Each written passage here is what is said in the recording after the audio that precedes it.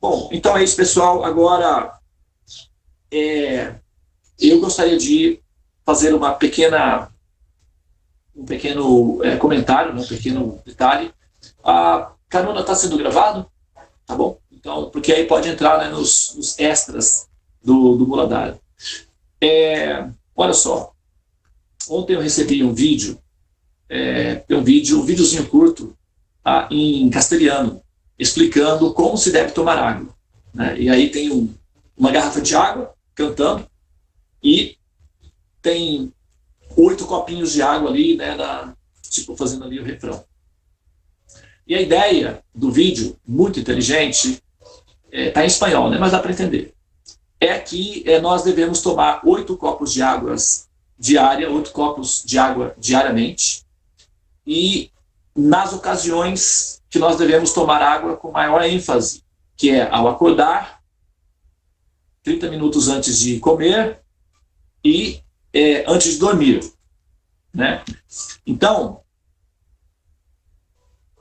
e a quantidade perfeita de água que deve se tomar é 8 copos de água por dia. Bom, então fiquei pensando, eu já tenho, né, muita informação a respeito da água, e eu próprio sou assim um devoto da água, né, praticamente, e eu ensino muito e cultivo muito e incentivo muito as pessoas a beberem água pelo seguinte motivo, olha só.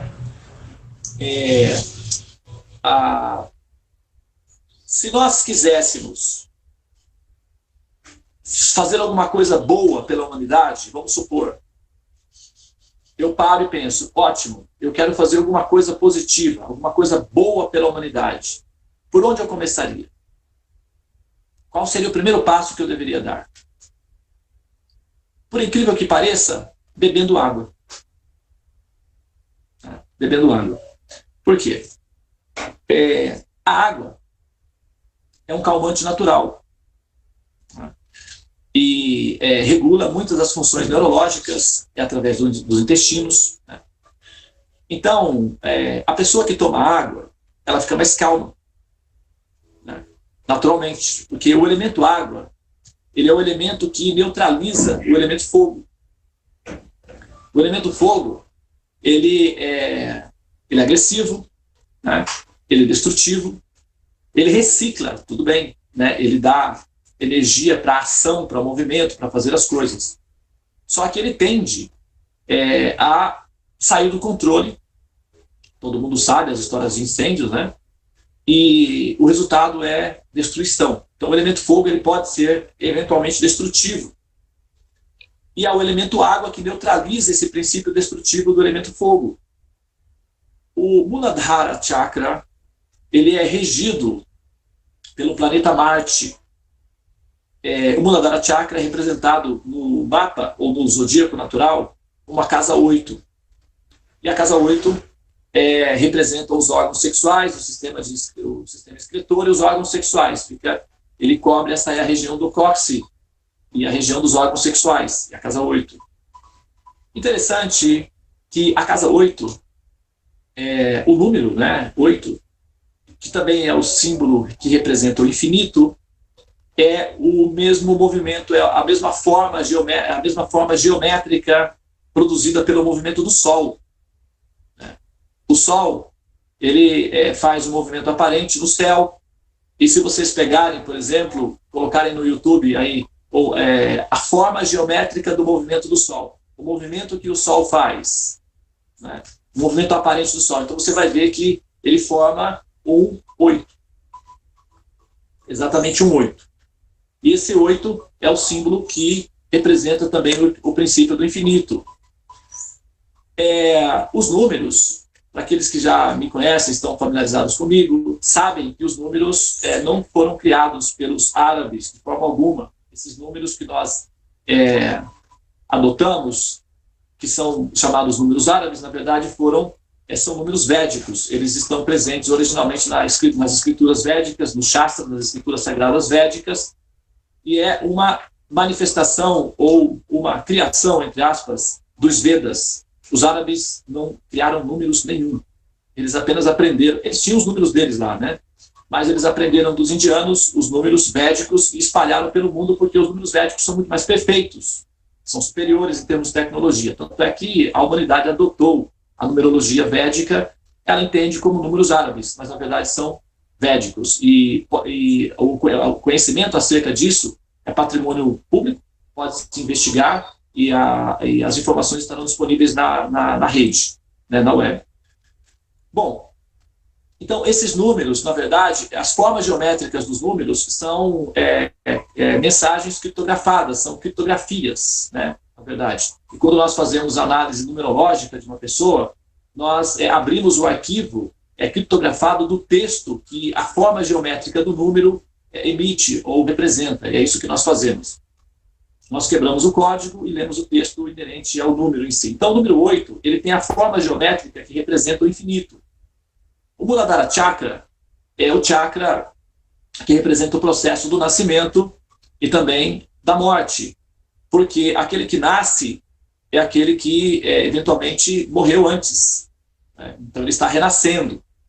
E certamente, se ele não fechar a equação do curso, que é o processo de existir, ele retornará a nascer, o que significa que ele deverá morrer novamente. Então ele nasce, cresce, gera subprodutos e eventualmente desaparece. Tecnicamente ele morre.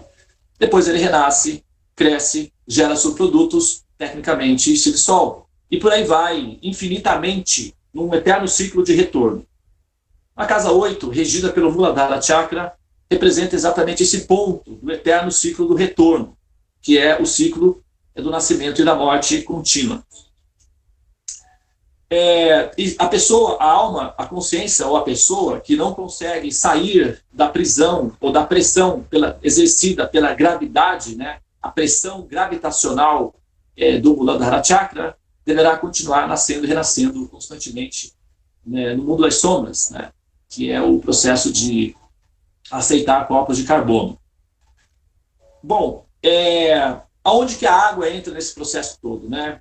É que, como nós falamos, o Muladhara Chakra, regido pelo elemento Marte, o antídoto, o planeta Marte, né, em sânscrito conhecido como Subham Brahman ou Kartikeya, também é conhecido como Puja, que significa aquele que queima, né? Então, é o elemento fogo, Agni. E o neutralizador do elemento fogo é a água. Por isso que o processo de yoga com respiração, acalmar o sistema nervoso central, beber água, tudo isso auxilia no processo de apaziguar o fogo gerado nessa área, que é o Muladhara Chakra. E uma pessoa pacificada, ou uma pessoa mais calma, né, ela tem condições de pensar as ações com mais prudência e, naturalmente, as pessoas que estão ao redor recebem o impacto disso daí, né? Isso não significa que ela não terá energia, que ela não terá ação. Só significa que as ações dela poderão ser percebidas com uma presença do elemento água. E o elemento água é representado pela Lua. A Lua também a criptografia para indicar os processos maternais. Então, nós dizemos que a Lua representa a mãe, ou o princípio que nós entendemos como sendo o princípio mãe. E mãe é o arquétipo absoluto para o resultado final do curso da evolução na série humana, que é a compaixão. Então, a mãe é a forma, tecnicamente, vamos falar assim, para facilitar, né, a racionalização, é a forma encarnada do princípio abstrato da compaixão. Então, se você quiser ver a compaixão, você tem que olhar para o comportamento de uma mãe. Então, você olhando uma mãe, você está visualizando a encarnação da compaixão. É representado na forma da mãe.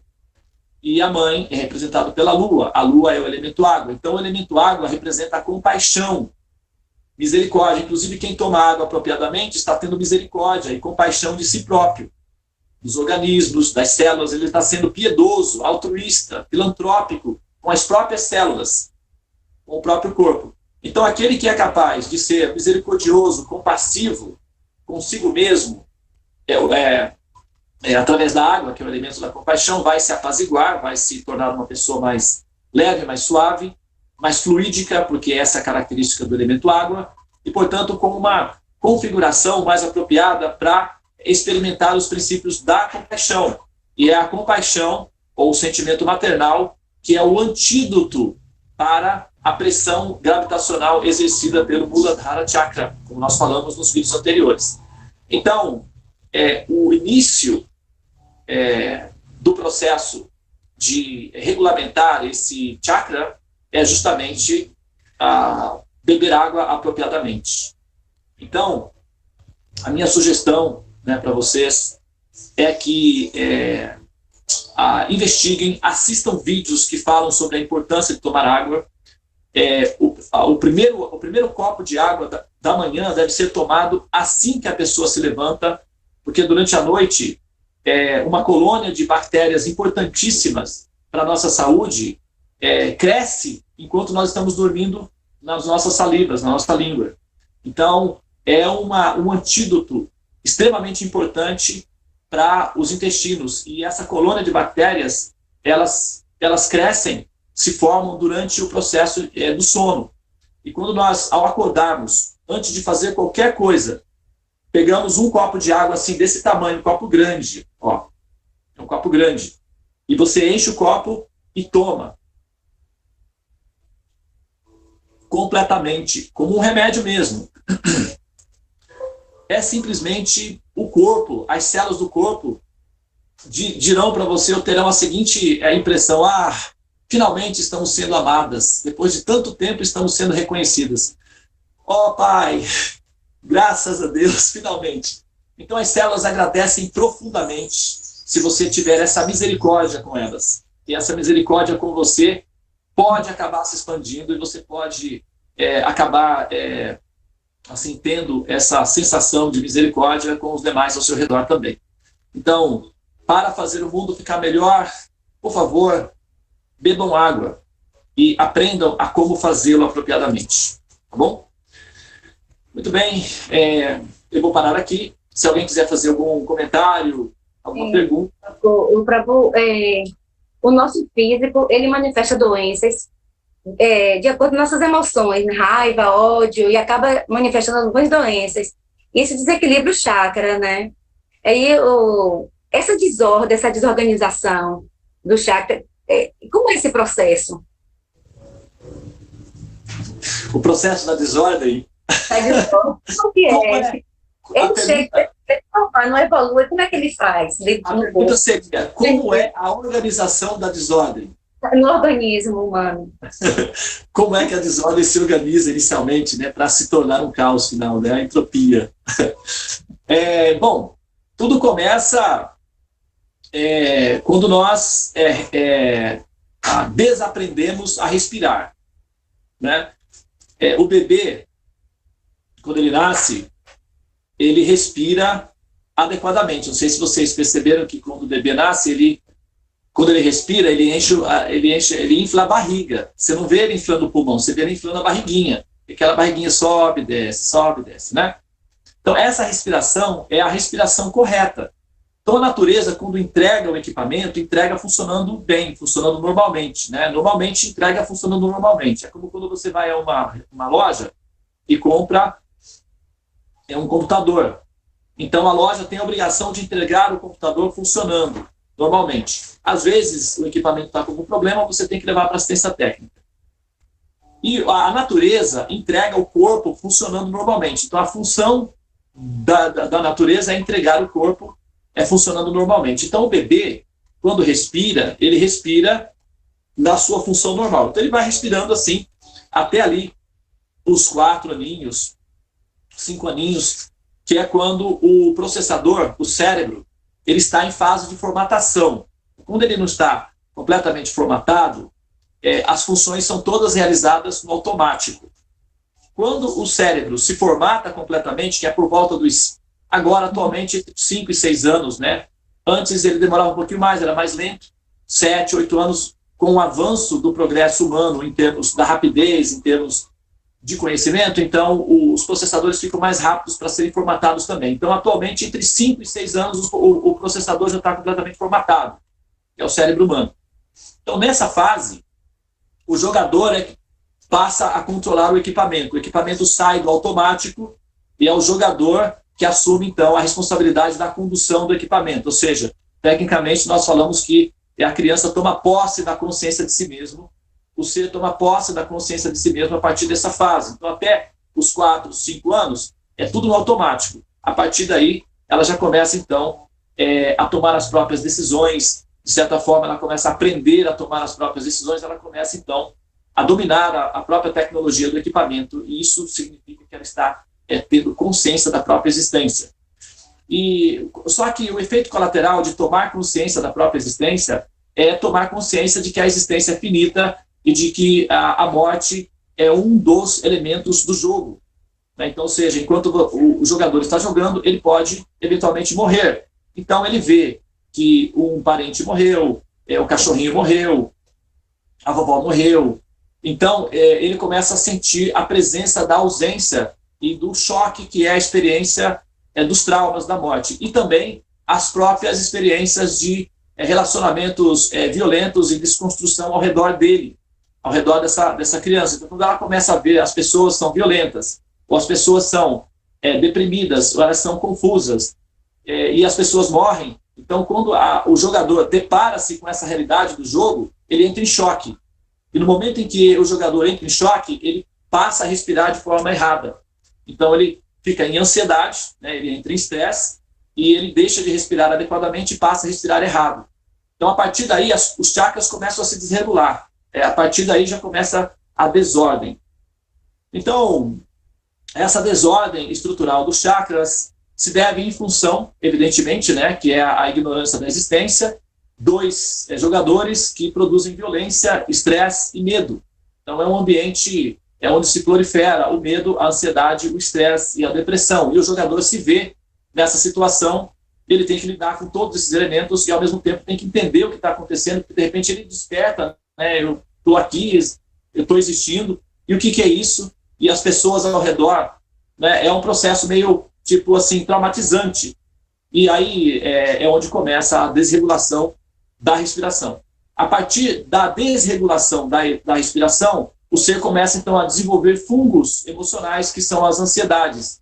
E essas ansiedades vão se sobrepondo, até que, na adolescência, pode chegar a tal nível que o jogador decide sair do jogo. Então, ele pode, eventualmente, cometer suicídio ou entrar num processo de suicídio lento, que é a depressão crônica, em que ela quer sair do jogo, mas, ao mesmo tempo, tem aí alguma expectativa de se manter no jogo. Então, ela fica naquele meio termo, jogando e não jogando ao mesmo tempo, que é o estado móbil da depressão, em que ela se recolhe para uma cápsula, né, para uma incubadora, na tentativa de permanecer imune das agressões que o jogo da vida, da existência, impõe. Então, é um jogador que está um pouco assustado ali com as regras do jogo e quer se recolher, sair do jogo.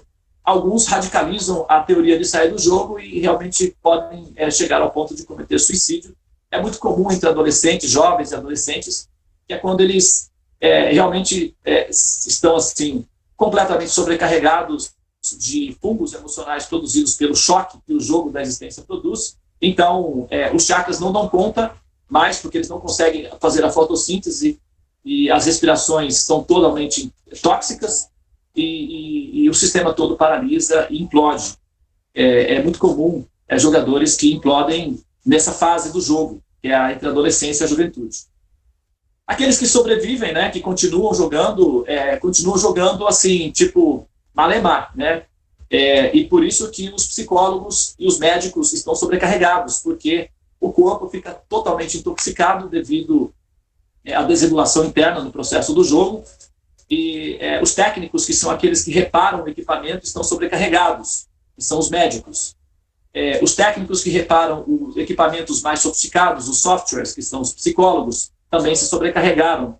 E da classe dos profissionais da área da saúde, aqueles que se suicidam são os médicos, são os que mais se suicidam.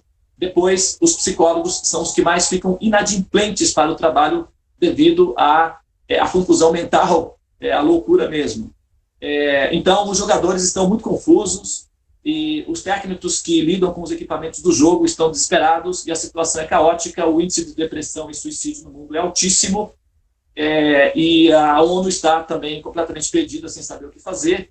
E, felizmente, eles encontraram a yoga e estão divulgando a yoga no mundo, e o sistema da psicologia prática ensinado nos Vedas para tratar esse problema da respiração, principalmente, as técnicas ligadas ao yoga e aos processos de respiração.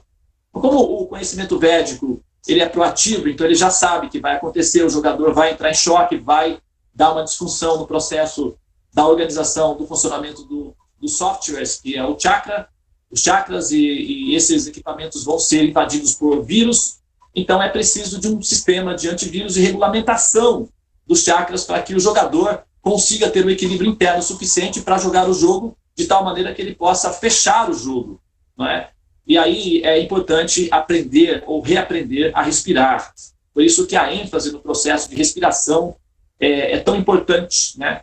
E acordar de manhã, levei um susto agora que o gatinho aqui me arranhou. Acordar de manhã é extremamente importante no processo todo, porque os chakras realizam a fotossíntese, ou seja, a atualização do processo do equilíbrio dos chakras. Normalmente a atualização do processo é realizado assim que o sol nasce. Por isso que, biologicamente falando, é natural que as pessoas, né, no passado, quando não havia interferência da luz artificial, acordassem. Os animais na natureza continuam nesse ritmo biológico, né? E eles acordam pela manhã durante o sol. E as plantas também, todos, né? Biologicamente é tudo bem organizado. Então, nesse momento, não apenas as plantas realizam fotossíntese, mas os chakras nos corpos das entidades vivas também realizam a fotossíntese. E a atualização dos softwares, que é o processo mais assim, mecânico, matemático do funcionamento dos chakras, é feito nesse horário. Então, as pessoas que estão dormindo nesse horário, elas não têm a atualização dos softwares, portanto, elas ficam obsoletas. E o fato de elas serem obsoletas gera o efeito colateral, que são as doenças e as depressões de diferentes níveis, né? Isso que eu percebi, que a desorganização, ela traz patologias, né, ao ser humano. Aí tem outro processo. E muito organizado leva à cura das pessoas? A pessoa que mantém um chakra bem organizado, ele consegue fazer o reiki, por exemplo, que produz, que cura através da energia. Ele trabalha a questão dos chakras, né? Exatamente. Aí essa conclusão, né? Quem é muito organizado tem a capacidade de curar. Exatamente. E aqueles que são pacientes mais avançados, por exemplo, se tornam voluntários para cuidar dos outros pacientes que estão numa fase mais crônica, como uma clínica de recuperação. A evolução, o que nós chamamos de evolução, na verdade, é uma terapia de grupo para recuperar pacientes crônicos, não é? E aqueles que são um pouquinho mais avançados na terapia da cura, da própria cura, da sanidade, digamos assim, se tornam os voluntários que vão cuidar daqueles que são pacientes mais crônicos, exatamente como numa clínica de recuperação. Aqueles que são mais velhos, mais experientes, mais desintoxicados, passam então a ser os monitores daqueles que são menos experientes. E essa é a nossa situação. Nós estamos nos regulamentando e cuidar dos demais, cuidar da humanidade, na verdade, é assumir a função de um monitor, né, um voluntário, alguém que já entende a si mesmo como relativamente desintoxicado do estresse, da depressão, da angústia de existir, e que se predispõe a cuidar dos demais. E isso é muito importante, é necessário, é muito bem-vindo, voluntários que se predisponham a esse nível, porém os voluntários devem estar em condições saudáveis para fazer isso. E, portanto, voluntários que querem fazer isso devem aprender a despertar pela manhã. Por isso que a nossa ênfase é o despertar, né? Fazer para que nós tenhamos condições emocionais e espirituais, né, de lidar com os pacientes crônicos, que é a humanidade de modo geral. Inclusive,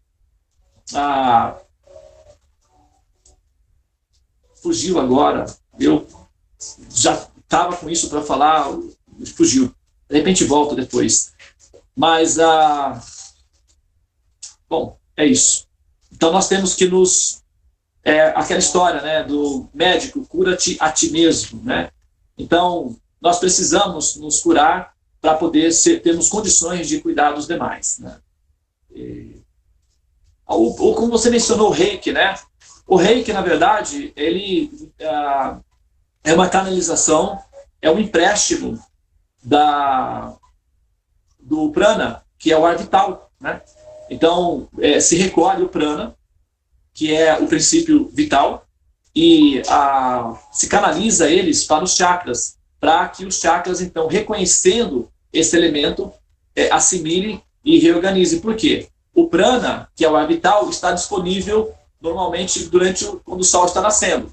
Só que quando o sol está nascendo, as pessoas estão dormindo, então elas perdem o prana. Depois elas precisam ter prana de alguma forma, e o prana que acontece depois está muito rarefeito. Assim, agora voltou aqui, lembrei o que eu queria falar.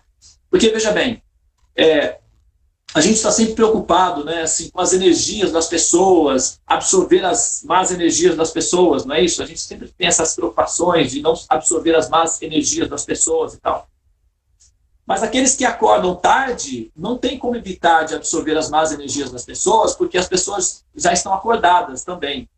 E quando as pessoas acordam, elas colocam para fora as suas emoções, começam a emitir a configuração das ansiedades que elas estão sentindo.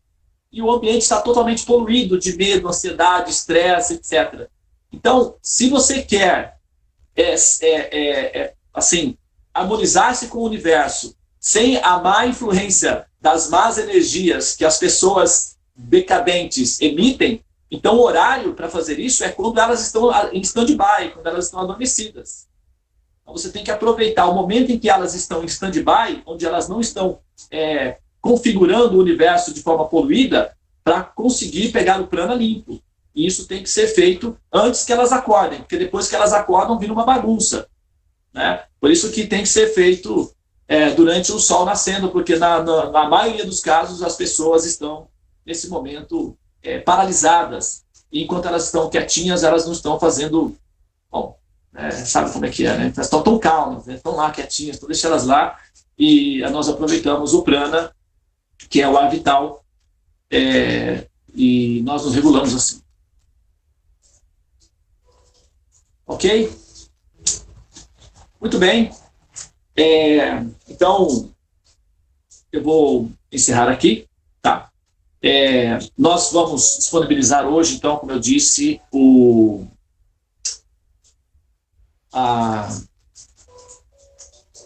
os vídeos da série do chakra, né? Esse vídeo de hoje vai entrar também, mas é um aditivo, né? Um extra. Porém, você viu, né? A validade é um extra, né? Só um extra, mas você vai fazer a relação. É tudo muito precioso, né? Todas as informações são muito preciosas. Então, eu acho que tudo é válido. Então, pessoal, vamos finalizar com o Mahamantra e a gente se vê amanhã, tá? Hare Krishna, Krishna Krishna, Hare Hare, Hare Rama, Rama Rama, Hare Hare. Ó energia suprema de amor divina, eleva-me, envolve-me, protege. Namastê, tenha um bom dia para todos. Carpe diem. Namastê.